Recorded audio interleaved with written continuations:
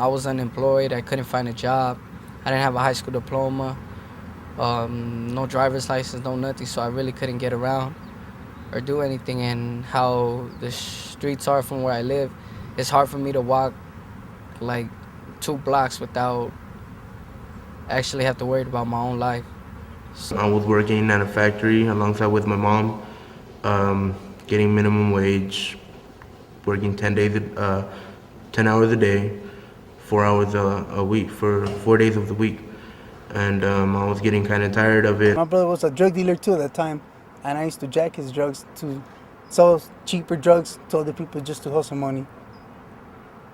Before, I was drinking a lot and just always on the streets with my friends, doing crimes and fighting over territory that wasn't even mine. You can never leave a gang, and that's it. You can leave a gang, and that's it, but you're gonna get stabbed, you know? just living a life that nobody actually wants to live.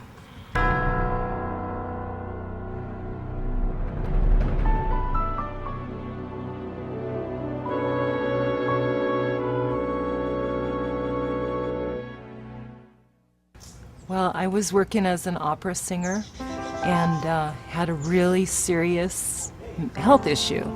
And after that, had to reinvent myself.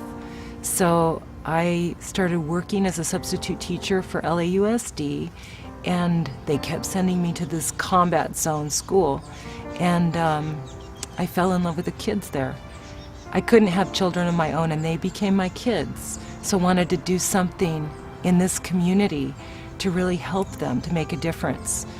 So started Cloud and Fire.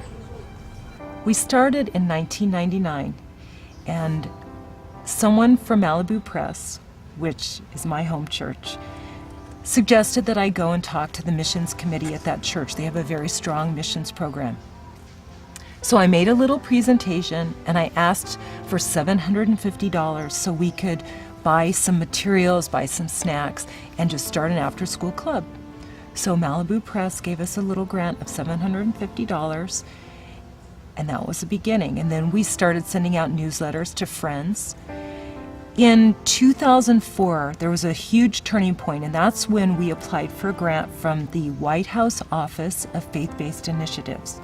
We got a grant from them, and that's when we started hiring staff. Most of the kids are there for the first generation to graduate from high school in their families. Their parents might have a 2nd grade or 5th grade education, but they're coming from not only poverty, but also from a place that doesn't value education, that hasn't been learned at all. I grew up in the area. I graduated from Monroe, a couple blocks from here, and out of all my friends, only a handful graduated. And I still keep in contact with some, and they haven't even gotten their GED or diploma. So it's a real high dropout rate, and that's what we're trying to prevent. The tutoring center serves at-risk youth between the ages of 7 and 17, so pretty much 1st grade through high school. And we provide after-school tutoring and supplemental instruction to bring kids up to grade level. Most of them that come here are behind in some way or another. To be honest, they haven't had a lot of good experiences with their teachers or counselors. Many of them have been told to drop out of school. It wasn't even their own initiative. They've been counseled to drop out of school. Many of them have wanted to take upper level classes, and they've been discouraged from taking those classes. It's sad and so disheartening. We try to be a second home to most of these kids, a place where they want to be and want to spend their time in a safe and productive way rather than hitting the streets and getting into trouble. So it's definitely a place where they can come and work on homework with a tutor or work on homework by themselves. Get ahead in school, read with somebody, play a game. We have computer-based online tutoring. They can work on that to get ahead as well. I have about 3 kids, ages from like 18 to 20, who grew up in the program and who are now sort of my assistants, you know. it's sort of an added bonus, you know what I mean? Having somebody that the kids respect, who's gone through it, you know, who can set an example for the younger kids. So most of them don't need help anymore because they're in college, or if they do have questions, you know, I'll be happy to answer them, but they come in order to help, not to learn anymore. We do have extracurricular activities and trips that we use as an incentive for the kids to work hard and for them to do what I like to call problem of the day. I'll put out usually a math or an English or both, some sort of activity for them to complete when they're done with their homework, or to do if they don't have homework. And as they accumulate those points, we have different rewards, and we try to make it an experience that they probably wouldn't have had, because realistically, they don't go or get outside of the four corners of their neighborhood. So we'll go to the beach during the summer. We have pool days. We'll go to the Science Center, the Getty Museum. It ranges.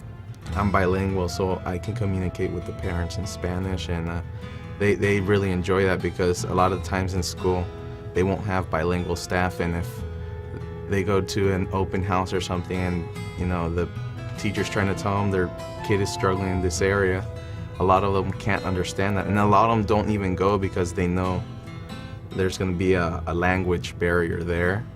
So when you provide them, you know, a service like this and something they can understand, it just makes them very happy. LA Unified says when you're 18 years old, have a nice life. I mean, they don't really have a lot of room for you unless you're special education, and then you can stay up till the age of 22.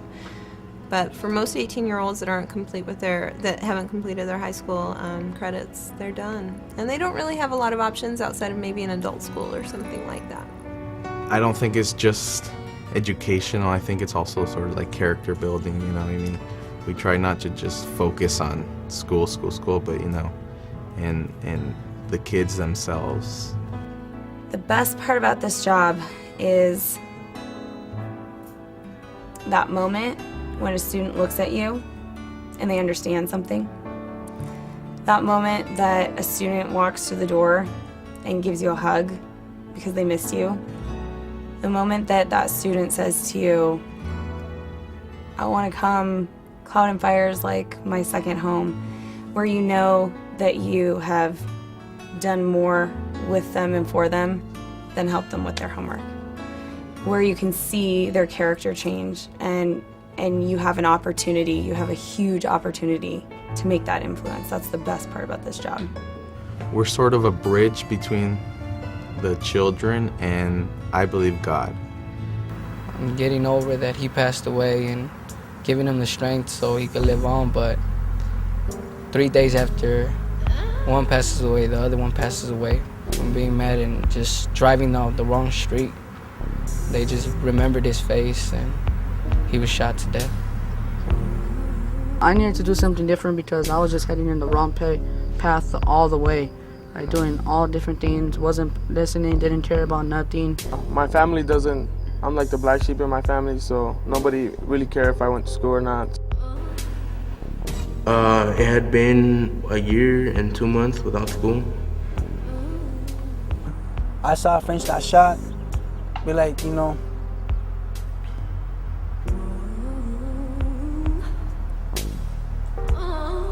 a couple of my friends are doing life right now, just for a murder they've done. Probably like 5 of them, and I grew up with them. You know, since we were little, I knew them. We used to play soccer, we used to do all these things, you know, just roll. Never thought it was gonna go like that, you know. But I can't endure it now. There are 19 camps in LA County, and 17 are for boys, and they're camps where boys are incarcerated. They are told when to get up, when to eat. They go to school there. They're under strict discipline. They're told when to take a shower, when to go to the bathroom, and it is like being in prison. It's not like going to summer camp. At Camp Mendenhall, they're usually in for 3 months, 6 months, 9 months, occasionally a year. The crimes are burglaries, robberies, grand theft autos, Well, the kids that I work with are beyond at risk. They're already incarcerated, so they are no longer at risk. They are where you don't want them to get, you know. And there is a general theme. Poverty is a theme. Single-parent home is a theme. Drug abuse with parents. We do an anger management class out there, and we've been doing that class 4 or 5 years.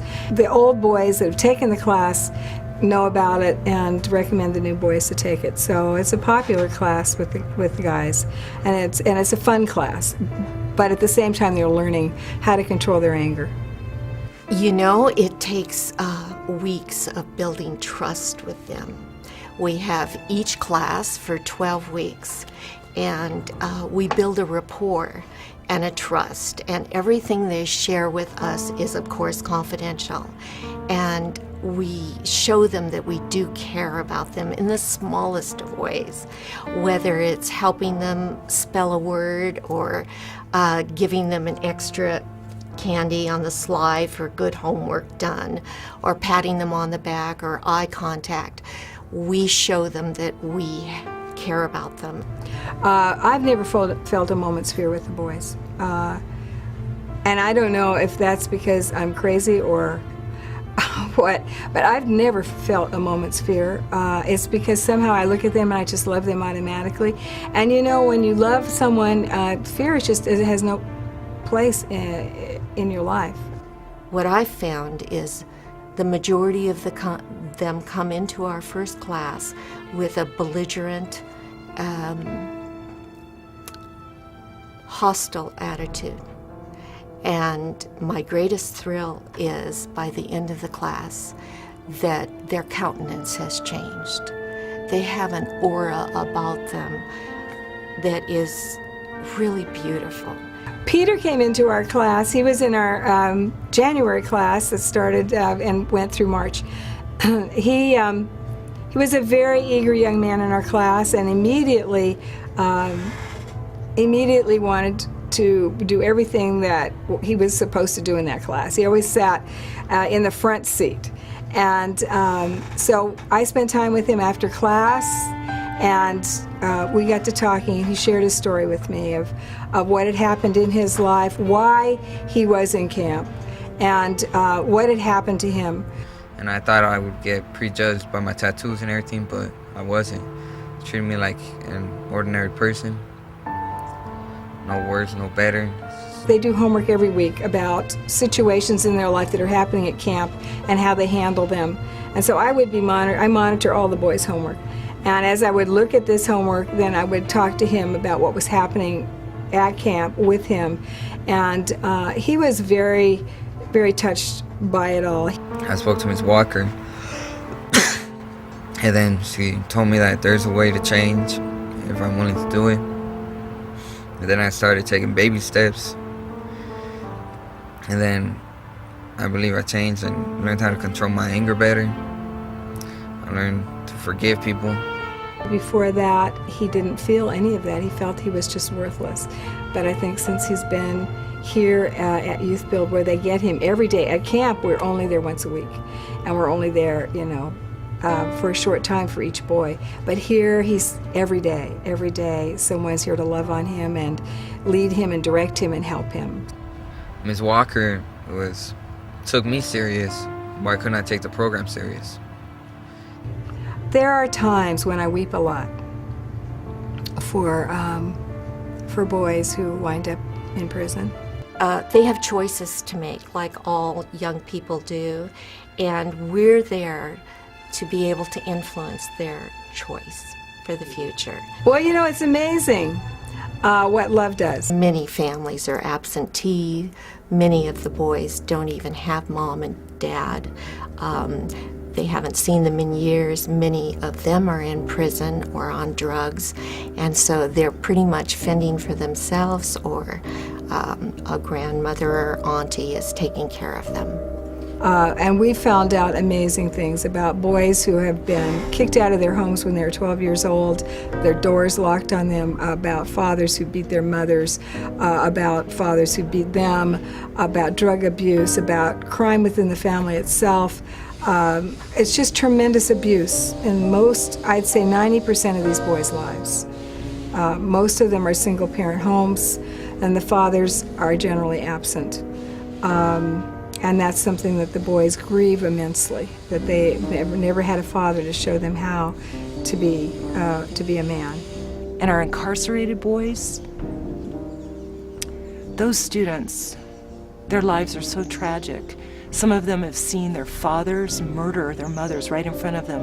One boy told us about seeing that when he was 5 years old.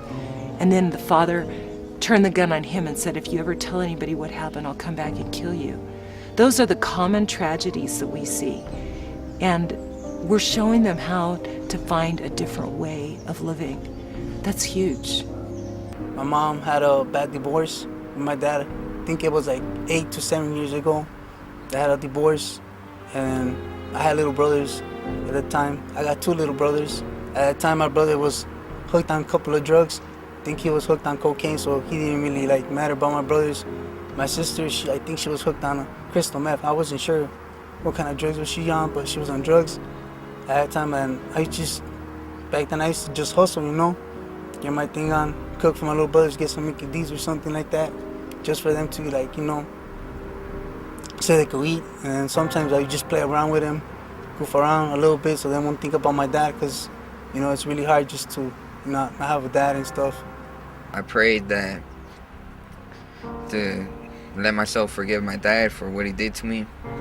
And then I prayed one night, and the next day, I didn't have so much hate in my mind. I just wanted to come and change my life at the time when my dad passed away last year. 2 years ago, 2008. And that just hurt me a lot, so I just got tired of everything. Well, my dad says it's my last chance, I think. Yeah, he says it's my last opportunity. So I'm giving it all I got. Basically, some boys want to be just like their fathers, and they want to end up in prison because it's all they know as what a man does. And it's pretty tragic. Their role models are it's pretty horrifying, The best part about my job, I would have to say, is the relationship you developed with the children. Because a lot of them look up to you as a bigger brother, a father sometimes, because a lot of these children come from broken homes. We have a thing that, I didn't name it this, they named it Dude's Time. And we do guy things. We teach them how to be men.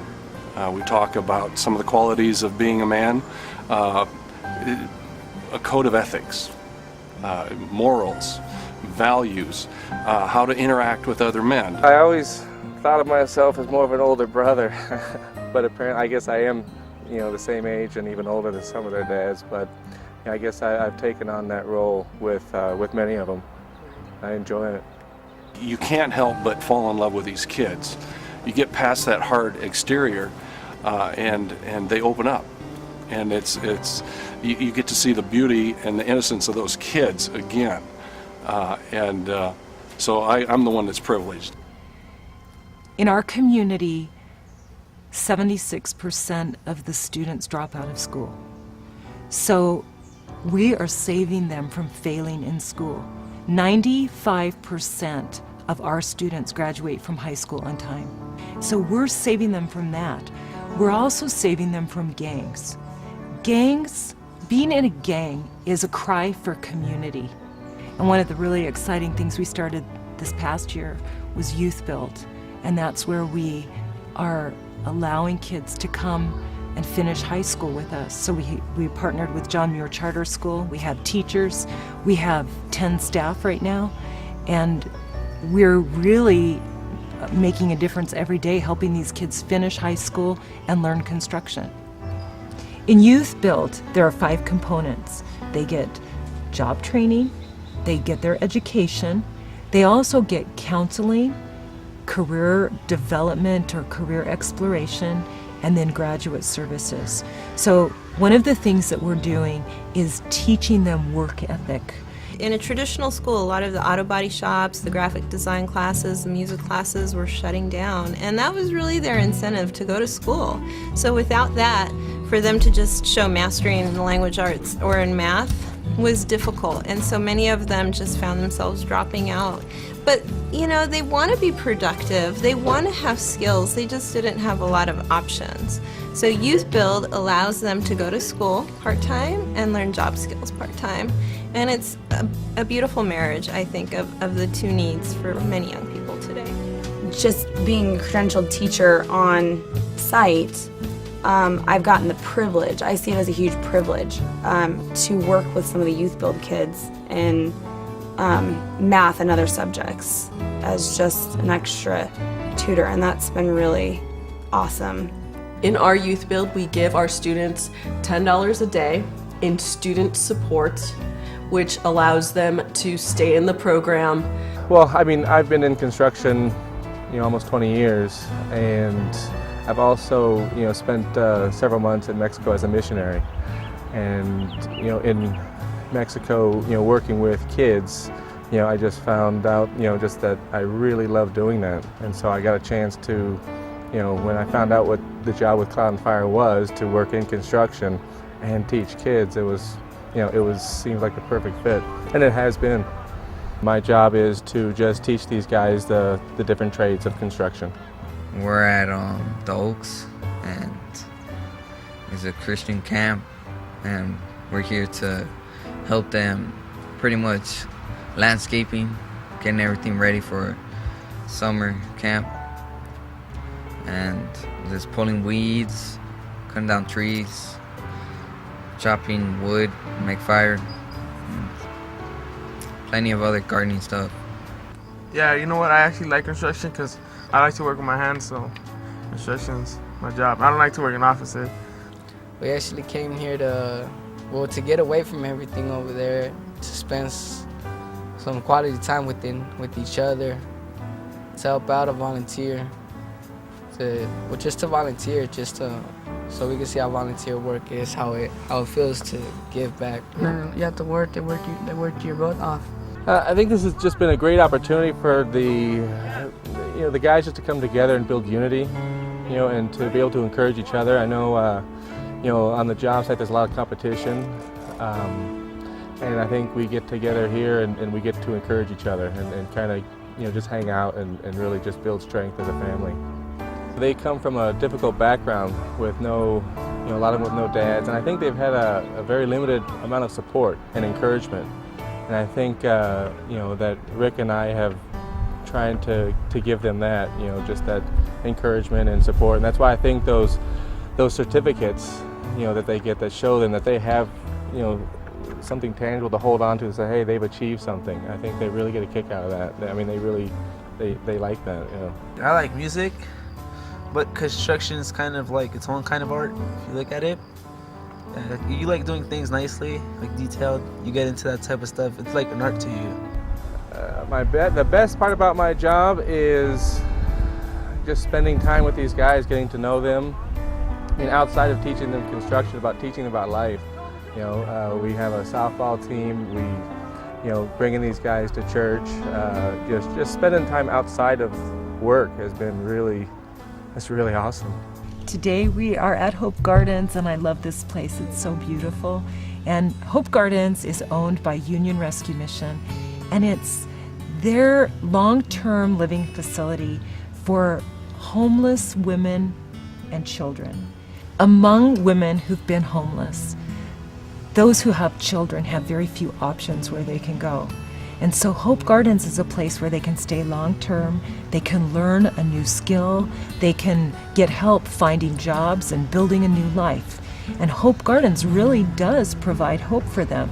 Our Youth Build students are here every day helping Hope Gardens refurbish apartments, training rooms, classrooms, computer labs, meeting rooms for these women who live here. And what's really great about it is our students are not only learning construction here, and they've learned everything from plumbing, framing, basic carpentry, drywall, all of it. They're learning that, but they're also helping give hope to these women and children, and they're seeing the difference that it makes. It's kind of like going on a short-term missions trip every day. It's really kind of a cool thing. There's these at-risk kids who used to be in gangs and these homeless women, and people are just coming together. We had one day where there was other organizations and they were all volunteering, so I met a couple new people, and that was probably the best day of my life. I met a couple people that didn't prejudge me and talked to me like a real person and gave me a hand. It was just like a family. As you can see, this is the room. Before we start working on this room, we had lots of damage in this room. Working on the walls, light, framing, whole floor. As you can see, we did a lot of work. So today, here we are at Hope Gardens, and this is a hallway and classroom building that our students from the Youth Build program helped finish, and it's really beautiful. This is Charles, and he's going to be talking about some of the things that the students did. Yeah, we actually did painting, 2 different kind of colors. We did the molding. We textured this room. We actually did drywall on this, and then we put mud on it. And they also learned carpentry, framing, as he said, drywall, electrical. They laid the tiles. They learned how to measure for square footage. They did all of these kind of things. And now we're going to look at one of the classrooms. This is just one of the many classrooms that our Youth Build students designed. So Charles, why don't you take our friends in there? At first, this was a really different kind of challenge I had because it was my first time working in construction, so I didn't know what kind of mess was I gonna get up to or what kind of tasks we were gonna have and stuff. So at first I was just like, scared. I didn't really want to like touch a couple of tools because I didn't want to get my fingers chopped off or something. So doing this work, I just like little by little and stuff. I started wanting to do everything. I started like framing first, and then I just like it was a good challenge for me. So then I don't know. I just had that the sensation, and I just wanted to do more stuff and more and more. So then I just, as a construction worker, can I do this and that? Can you show me different kind of tasks? And he's like, yeah, sure, why not? So then at first I just started as a job, hobby and stuff. But then I just thought about it, and I just started seeing families, and they told us that little kids were gonna be, working here. They're gonna be playing around, doing work and stuff. So then I just even gave up to this, and I just wanted to work with my heart, and I just was working with my heart, with my soul and everything. I just wanted to get this ready for the kids, and it was just, I just felt so proud, and I just feel so blessed for helping them out in some way that, I never thought I was gonna help them out with. Our students come from poverty, but we don't want them to stay there, and we don't want them to be victims. We want them to know that they have something to give. And so we were talking with a pastor from one of our partner churches and said, I asked him, how could we take some of our young people on a global missions trip so that they can see what poverty is like in a different part of the world? And just like that, he arranged for us to go to Brazil, and we had a joint missions trip with people from Bel Air Presbyterian Church and people from Cloud and Fire. Some of our students went. We went last year, we're going again this year. It's going to be huge. It's going to be life-changing. First of all, they're going out of the country. They've never gone out of the country before, so that will be just a life experience. This is what it's like to go to an airport. This is what it's like to fill out and get a passport. All these things built up to actually being there. I'm hoping that they travel down the Amazon River and see the beauty around them and experience and feel God and know that He's real because of that.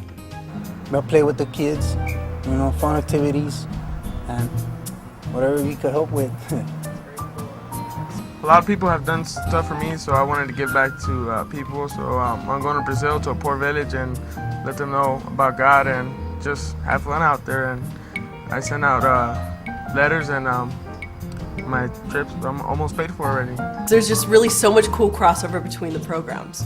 That 3 of our Youth Build guys are actually going down this trip on the Amazon, and 2 of them weren't Christian before the program started. And it's really amazing. We had students come back who said, those people are poor, but they're happier than we are, and we have everything. So to me, there were 2 revelations there. One is we have everything. And 2 is that people can be happy no matter what they have or don't have because the love of God fills their hearts. So I think we may do this every year. Today we're at my house, and this is the end of the school year party for Cloud and Fire Ministries. So we're celebrating the Youth Build students have gone through the whole year of Youth Build. They've graduated from their program. We also have a baptism going on because some of them have become followers of Christ during their year in Youth Build. The Youth Build students have been attending meetings at the Valley Vineyard Church, which is where one of our staff is a member. And they have met with the pastor there, and he's prepared them for baptism. And my husband and I have met with the others from our Friday night church who are being baptized. And I want to get baptized into Christian because that's what brought me to God. That's what brought me to be a believer in my family, which are Catholic, but they don't even go to church. They don't have Bibles. They say they're Catholic because they were born into a Catholic family. So, you know, right now, my family's having a real hard time with that. You know, that's what we're doing tonight. And, you know, 5 of our Youth Build guys are getting baptized, and a lot of them didn't even know the Lord. They were out partying, they were doing this and they were doing that. But tonight they're saying, I am professing my life. I'm giving myself over to Jesus tonight. And that's pretty awesome. Myself around, I'm playing for a new crowd. Everything seems so much clearer now. I can't even start to thank all the people who helped me get this far. But I can't think clearly now, and my heart's beating loud. But I got myself in, I'll get myself out. But all I want is to make it right, and maybe do some good this time. And now I know where to find the light.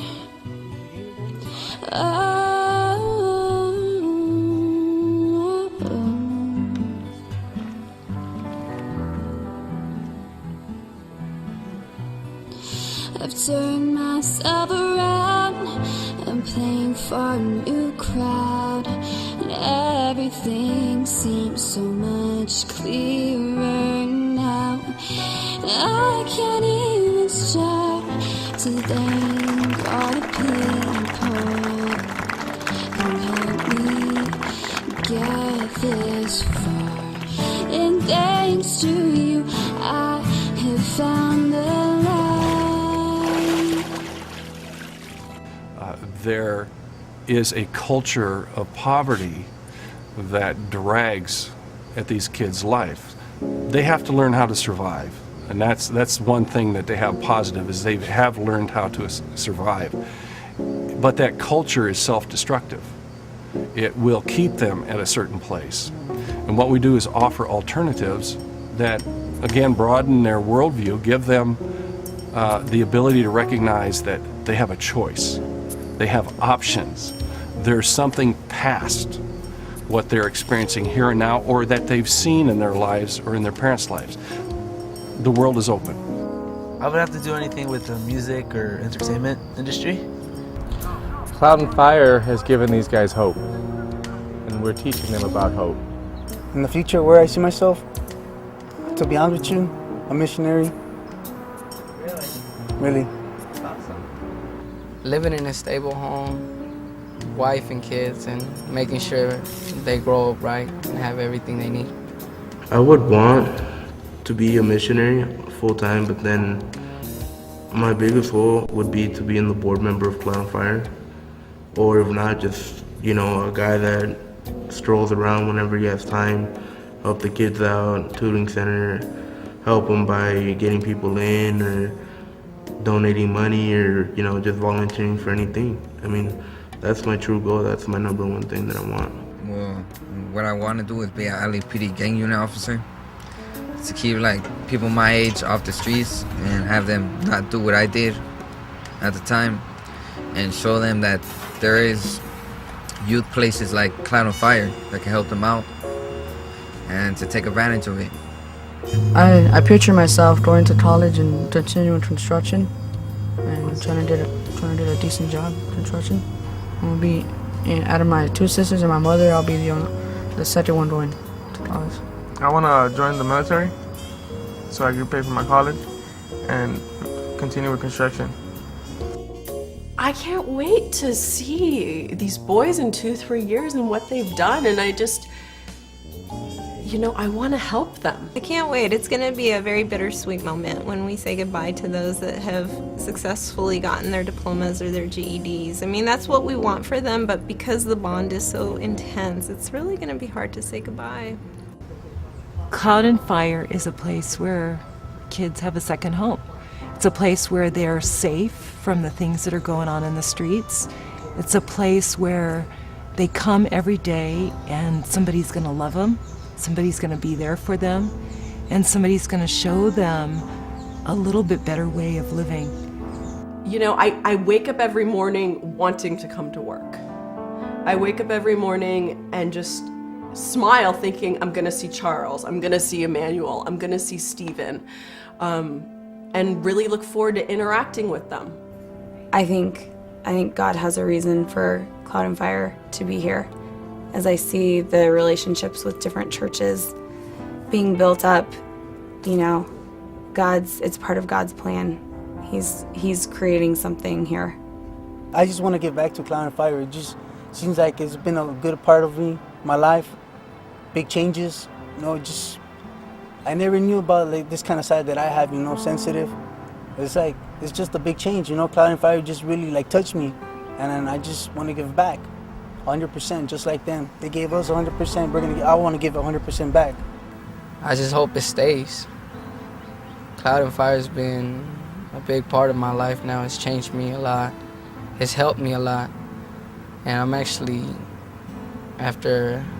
since I dropped out of high school, now I actually feel like I could push on forward and grow up. So, I hope it's just there for years to come, just so kids can have a second chance. I can call one of the staff members at 3 o'clock and I know they're there to answer. I've called one at 5 o'clock and he's answered me, and I called him to see if he had a place for me to sleep because I was not, good with my mom, and he went at 5 o'clock and went to go pick me up. They need staff like that. They need, they need dedication. If Cloud and Fire wasn't here, I'd probably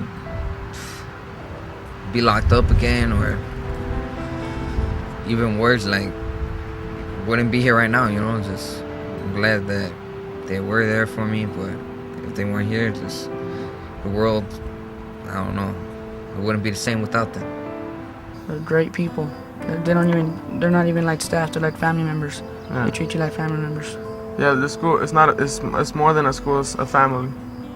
Then I wouldn't have that much of a chance. I'll probably be very different than I am today. What I want people to know about Cloud and Fire is that you're never alone. There is really an amazing team of people that just hover in on the kids, from people in the tutoring center, to volunteers, to the executive director, to the people on the board of directors, to the construction managers. It's so amazing that each of these people I have never met in my life, who are faithfully praying for my students. I see the heart of God here. It's such an outreach. There's so many different aspects of Cloud and Fire, but my opinion, the main vein of it, it's the heart of God. It's an outreach that draws people into Him. The best thing is just seeing those boys' faces every week when we go up there. The best thing is Peter Furchow. The best thing is Joseph Rangel. The best thing is Charles and Emmanuel and the program, seeing them grow, seeing boys become Christians, seeing boys desire to be baptized, desire to go on mission trips, having their lives transformed by the power of God. The middle class has to be willing, and upper class has to be willing to cross that chasm to understand the poor. Because if they're not willing to make that step, the poor certainly are not going to open their eyes to a different world. One of the things that we see more and more is that we're dealing with youth who are frequently homeless. And so I'd like to see a place where we could actually provide housing for some of those young people so that they could stay in our programs. It's really hard for a student to come to school every day or to come to the job every day if they don't even know where they're going to sleep. Cloud and Fire is transforming lives. It's transformed mine too. We're doing what we know is right and what we know makes a difference. We're loving kids and we're showing up day after day to help them. And we'll do it as long as we can keep doing it. As long as we have breath, we're going to keep doing it.